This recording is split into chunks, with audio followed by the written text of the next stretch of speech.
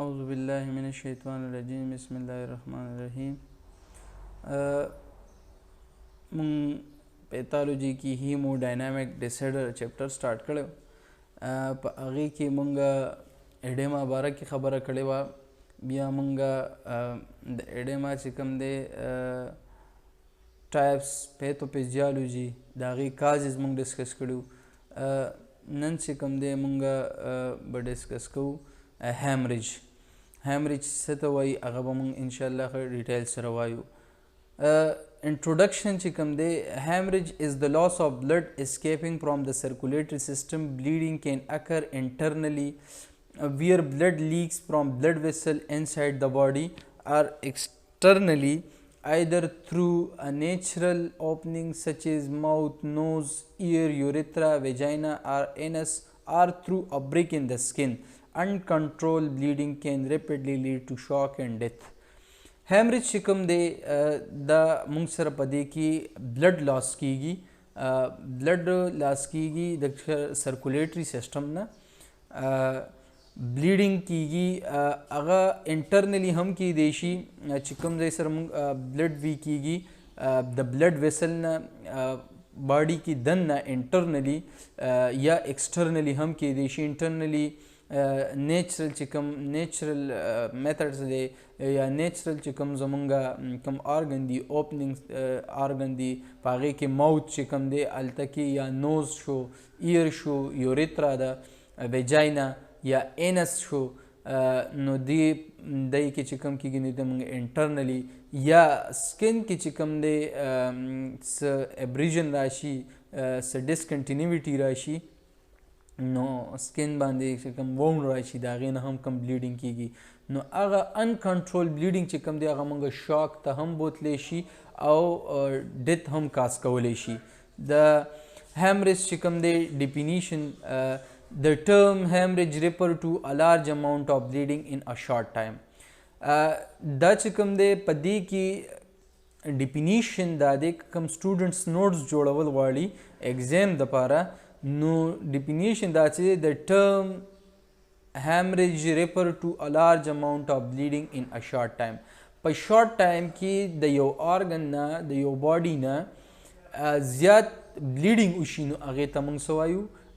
هیمریج. یا بل ډیفینیشن ان اسکیپ آف بلډ فرام ا رپچرډ بلډ ویسل. یو بلډ ویسل دی او هغې چې کوم وال دی هغه رپچر شوی دی او د هغې نه بهر انټرټیشل سپیس ته یا آوټ سایډ ته باډي نه بلډ راځي نو دې ته مونږ هیمریج وایو. او بل ډیفینیشن هم تاسو لیکلی شي هیمریج از د لاس آف بلډ فرام ا ویسل.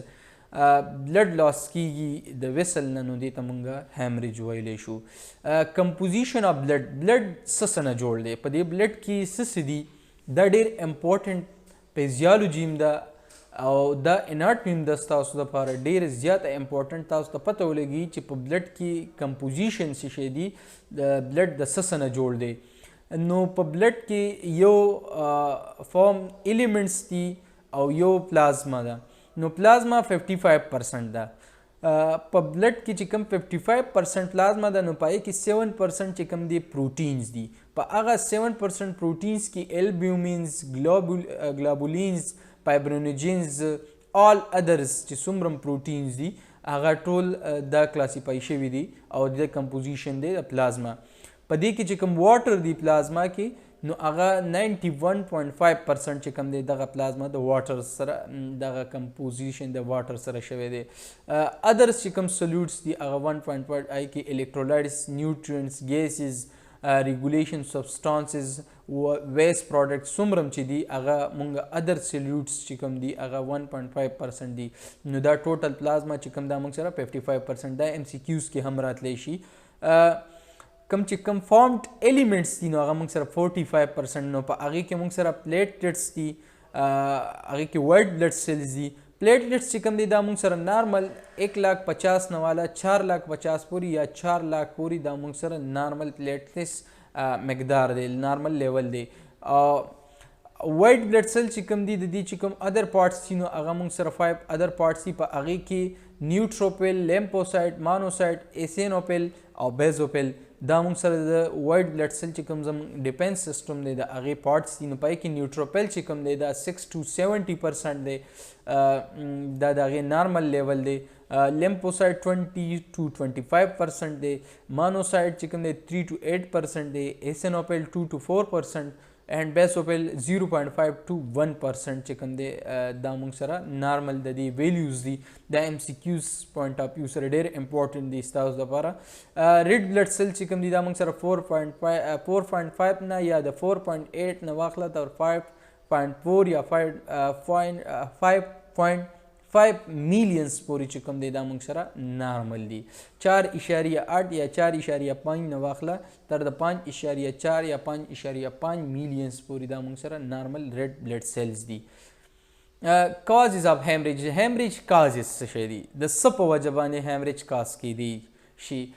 نو نمبر فرست چې کوم دی ملټیپل ټراما چې کله موږ وایو سیویر بلیډینګ شوی دی یو باډي نه یا کیږي نو هغه ملټیپل ټراما چې ډیر ځایونو کې ټراما راغلی وي د هغې په وجه هم کیږي انجری ټو هایلی واسکولر ایریا انوالوینګ لنګز لیور سپلین یا پروسټیټ چې کوم ځای ته واسکولر سپلای زیاته ده چې کوم ځای ته بلډ سپلای زیاته ده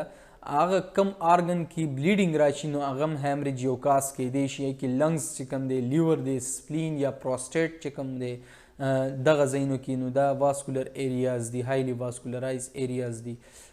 any surgical or obstetric emergency یا خو کومه سرجیکل اگر راشي هسټري سرجري کیږي او پای کې ډیر زیات بلیډینګ وشي یا obstetric چې کومه ایمرجنسي د هغې په وجه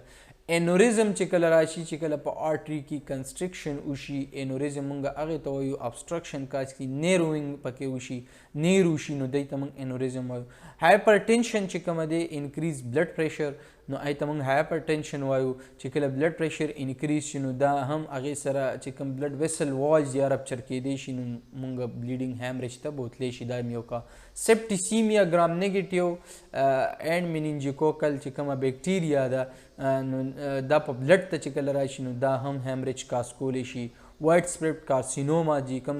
داسې کارسینوما داسې کینسر چې هغه ډیر زیات سپریډ کیږي نو د هغې د وجې نه هم یا بلیډینګ ډسارډر چې زموږ کوم کلاټینګ فیکټرز دي هغې کې څه هغه راشي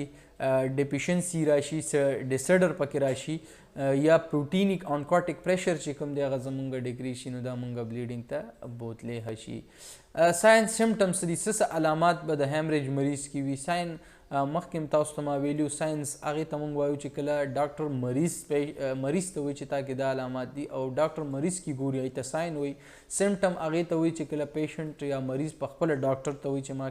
ما سره دا مسله ده نو دې ته موږ سمټمز وایو ارلی ساین سمټمز چې کوم دي په هیمریج کې ریسلیسنس دی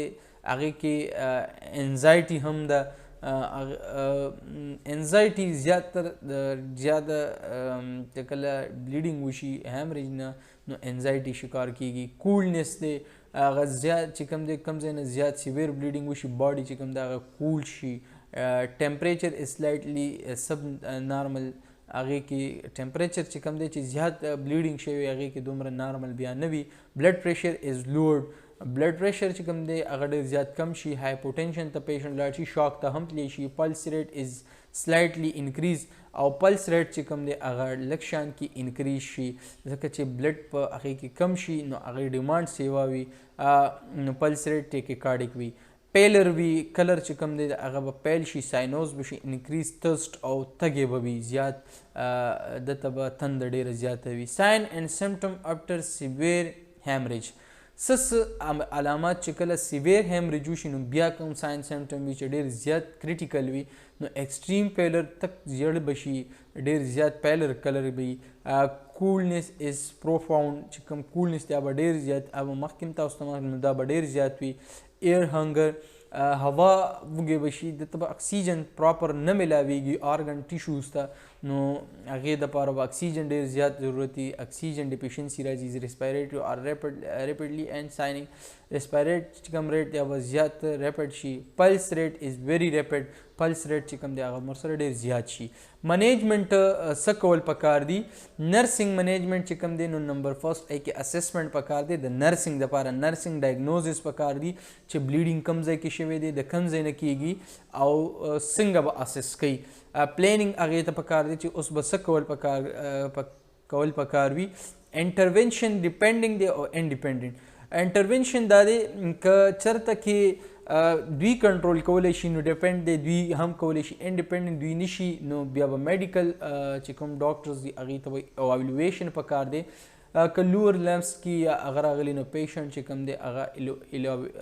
ایوالویټ کول پکار دی لکشن هغه ایلیویشن هغه لکشن چې کوم لور لمس کې کومه انجری کوم بلیډینګ کېږي هغه لږ ایوالویټ کول پکار دی میډیکل منیجمنټ کې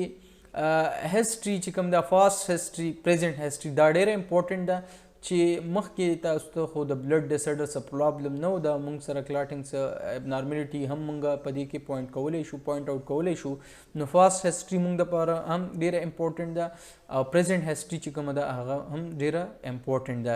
ایگزامینیشن انسپیکشن دی او پلپیشن چې کوم دی په دې باندې بل په دې کې انویسټیګیشن چې کومه دی په ایگزامینیشن کې موږ انسپیکشن کو پلپیشن کو او اسکلټیشن کو دا خپل یو پروسیجر دی میډیکل والا دا خپل پروسیجر کوي انویسټیګیشن جنرل او سپیسیفک چې کوم دی جنرل انویسټیګیشن موږ کو سپیسیفک موږ کو ټریټمنټ کې جنرل سپیسیفک او سمپټومیټک جنرل اورال چې کوم دی هغه ته سپیسیفک چې کوم کاز دی هغه به ټریټ کو او سمپټومیټک کوم سمپټم علامات راغلي هغه به ټریټ کو میډیکل منیجمنټ کې انویسټیګیشن جنرل آل بیس لاین انویسټیګیشن چې کوم دی چې کوم امپورټنټس دی پای کې موږ سره سی بی سی شو یورین آر بی ایس ایچ بی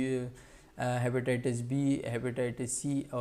ایچ آی وي دا چې کوم بیس لاین انویسټیګیشن دی دا کول پکار دی سپیسیفک کې دا ډېر امپورټنټ دی پی ټي پروتھرومبین ټایم چې کوم دی اے پی ټي ټي ایکټیویټ پارشل تھرومبوپلاسټین ټایم ټو چیک کلاټینګ پروفایل دا کلاټینګ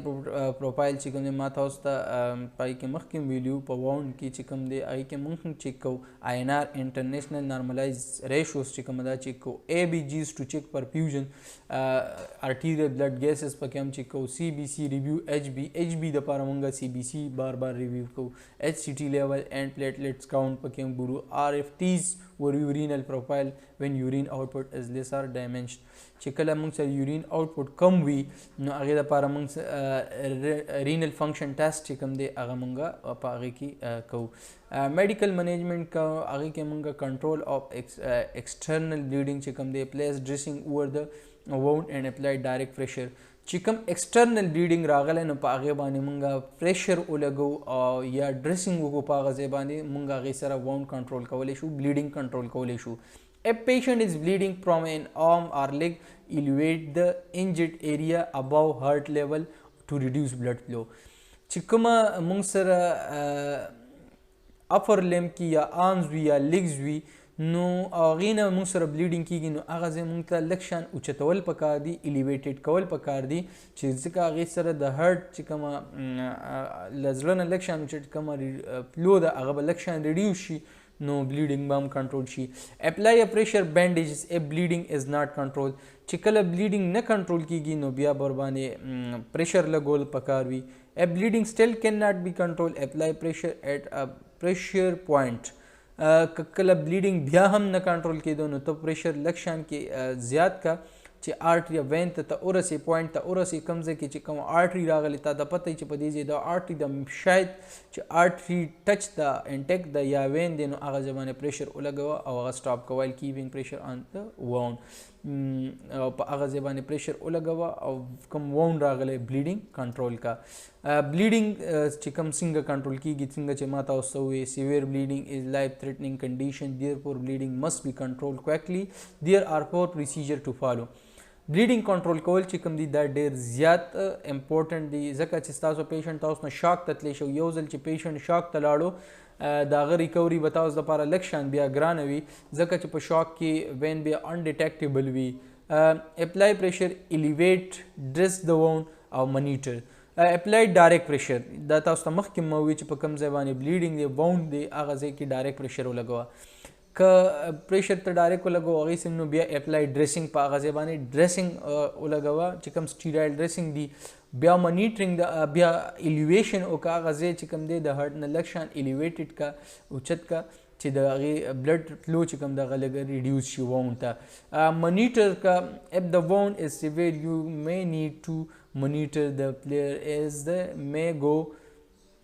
to shock into shock due to blood loss. چې څومره سیویر بلډ لاس کیږي پیشنټ به شاک ته ځي. یو may also want to check that the dressing is not too tight and restricting circulation. داسې ارګن ته بیا تاسو به منیټرینګ هم کوئ چې کوم ډریسنګ تاسو کړی چې دومره ټایټلی چې هغه سرکولیشن ریسټریکټ نه کړي. دا ستاسو د هیمریج باره کې لیکچر و. انشاءالله د سبا دپاره ستاسو نه اجازت غواړو. د خپل ځان خیال ساتئ، د خپل چاپېرچل خیال ساتئ. د الله په امان.